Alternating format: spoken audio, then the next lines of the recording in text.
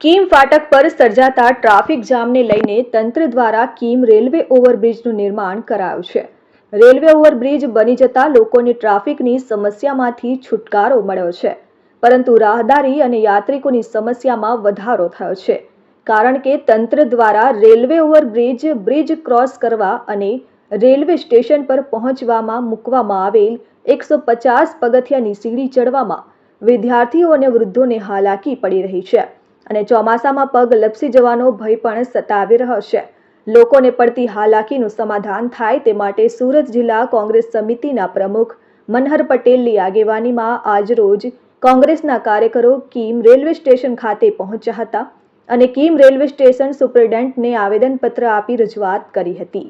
ઘણા લોકો સીડી ચડવાને બદલે જીવ જોખમમાં પણ મૂકીને રેલવેની દિવાલ કૂદી રહ્યા છે, તો 150 પગથિયાની સીડી ચડવામાં લોકોને પડતી હાલાકીને લઈને ઘણા લોકો જીવના જોખમે રેલવે ટ્રેક ક્રોસ કરી 4 થી 5 ફૂટની દિવાલ કૂદી રહ્યા છે. ઘણીવાર શરીર સંતુલન ખોરવાતા લોકો જમીન પર પણ પડી રહ્યા છે. કોઈ મોટી દુર્ઘટના સર્જાય એ પહેલા તંત્ર આ સમસ્યામાંથી લોકોને છુટકારો અપાવે એ હાલ જરૂરી બન્યું છે. હું પ્રમુખ સુરત જિલ્લા કોંગ્રેસ સમિતિ, આજે ઓલપાડ તાલુકા કોંગ્રેસ પરિવારના અને આ વિસ્તારના તમામ પેસેન્જરો જે વેસ્ટર્ન રેલવે કીમનો લાભ લે છે, એમની લાંબા સમયથી માંગણી છે. આ જે રોડ બનાવવામાં આવ્યો છે, જે પુલ બનાવવામાં આવ્યો છે, એ હજારો લોકોને લાભદાયી શુભદાયી છે. રેલવેને હું અભિનંદન આપું છું, પણ ઈસ્ટમાં રહેતા જે પેસેન્જરો છે, એ પેસેન્જરોમાં વિદ્યાર્થીઓ હોય, સામાન્ય નોકરિયાતો હોય, એને રેલવે સ્ટેશન પર જતાં જાણે રોકવામાં આવતો હોય એવું લાગે છે.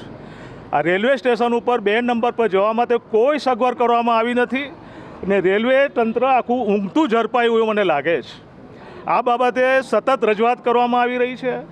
મને ખ્યાલ નથી આવતું DRUCCના મેમ્બરો હશે, ZRUCCના મેમ્બરો હશે, આ વિસ્તારના ધારાસભ્યશ્રીઓ હશે, બધા જ મારી ખાસ રજૂઆત એ જ છે કે રેલવેએ સગવડ તો આપી જ, પણ ઈસ્ટને જાણે અન્યાય કરતા એવું લાગે છે.